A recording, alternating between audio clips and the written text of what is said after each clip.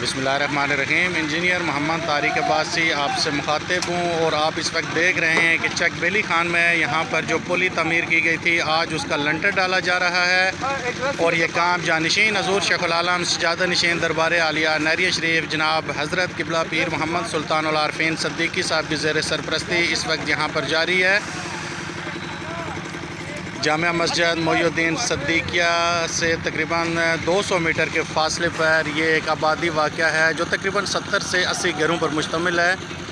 और बारिश के दिनों में इस इलाके के जो मकीन हैं उनका मस्जिद में आना इंतहाई दुश्वार हो जाता था।